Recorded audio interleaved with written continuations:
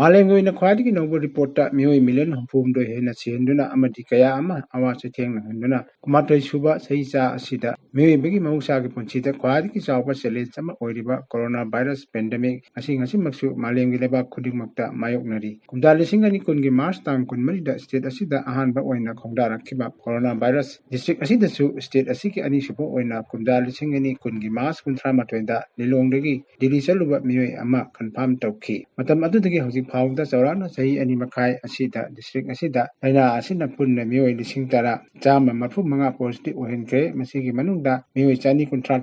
लैखिद्रे अदुगा मियोई लिसिंग मापन चामापन कुंथ्रा मंगाना लाइना असिना नारबदगी रिकवर तौबा ngamkhre डिस्ट्रिक्ट असि surveillance officer doctor K S ट्रस्टीना पीबा ख्वादगी नौबो रिपोर्ट ता ngarang फावबदा डिस्ट्रिक्ट असि की ओइने मियोई 13 एक्टिव केस ओइने लैरी चौराना सही अनि मखाइरोम हेना पेंडेमिक असि लांथेंगरपदा डिस्ट्रिक्ट असिदा तेंखांग कयारक जीरो एक्टिव ओइबा ngamखी तमथिरेबा लाइना लाइसत असिगी हिस्ट्री हंगना येंगबदा डिस्ट्रिक्ट असिदा जीरो एक्टिव ओइबा तेंखांग मंगारक सुखरे हौकिबा कुमजा लिसिंग अनि कुनमाथोइगी मार्च 13 डिस्ट्रिक्ट असिगी ओइना अहानबा जीरो एक्टिव ओइबा ngamखी अहानबा तांगकी जीरो एक्टिव ओइबा मतमदुदा डिस्ट्रिक्ट असिगी ओइना लेखिबा अपुनबा पॉजिटिव ओइबगी मीगी मसिंग लिसिंग अनि चमगा कुंथ्रा निपानी सिखिबा मीगी मसिंगना यांखैनी डिस्ट्रिक्ट असिदा अनि सुबो तांगकी अकाउंट हांगबा असिना मार्च तांग कुंदा मे अमा टेस्ट तौबदा कन्फर्म तौखी अदुगा अनि सुबो तांगकी वेब असिना हौकिबा कुमदा लिसिंग अनि कुनमाथोइगी डिसेंबर 13 जीरो एक्टिव ओइबा ngamखी मतम अदुदा डिस्ट्रिक्ट असिगी ओइना लेखिबा टोटल पॉजिटिव मसिंग लिसिंग तरुक चनिपान हुमदा निपानी अपुनबा सिखिबा मसिंग चाम कुनमरीनी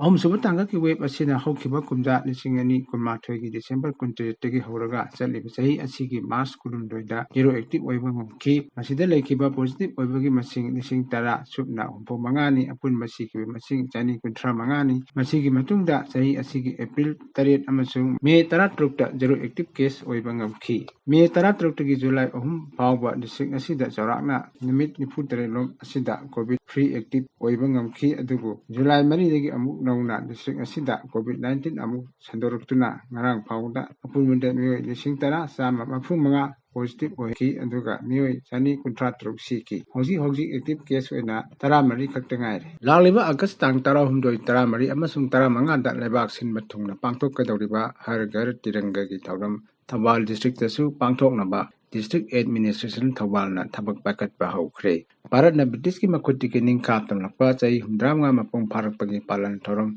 आजादी का अमृत महोत्सव की सरुक अमा ओइना लेबाक असिगी युमथोंग खुदिमक अमदी लेंगाकी मरी लिनबा लुसंगसिंगदा जाति असिगी मचु अहुंगी फिराल चिंकटुना हराव तयाम फोंदोकपा लेबाक असिगी मिपुंग खुदिंगी वाखललोनदा अमा लेबाक नुंसीबगी वाखललोन अदु पोहनबा पांडमदा पांथोकदौरिबा हर घर तिरंगा कैंपेन असिदा थौबाल डिस्ट्रिक्ट की दोंगान दोंगांबा लेंगाकी लोइसंग ग्राम पंचायत सिंग अमदी लना युमथोंगसिंगदा फिरहान चिंकटकदौरी डिस्ट्रिक्ट असिदा पाइखटकदौरिबा हर घर तिरंगा थौरम असिगी मतंगदा जिला असिगी डिप्यूटी कमिश्नर एंटीम सुभाषना डिस्ट्रिक्ट असिगी मियामना सरुक याबिदुना थौरम असि माय पाकना होनबदा मतेंग पांगबियु हाइना पाउजेलकले अखोइगी भारतना निंगतमक सही 13 सुरक्पगी आजादी का अमृत महोत्सव सेलिब्रेशन की सरुक अमा ओइना अगस्त की तांग 13 दगी तांग 13 फावबा भारत पुंबदा हर घर तिरंगा की थौरम पांगथोकनी थौरम असिगी सरुक अमा ओइना अखोइगी थौबाल डिस्ट्रिक्ट लरिबा ऑफिस की बिल्डिंग सिंग म्युनिसिपालिटी की शॉपिंग कॉम्प्लेक्स सिंग अदगी private household school college anganwadi centre पुनमक्ता अखोइगी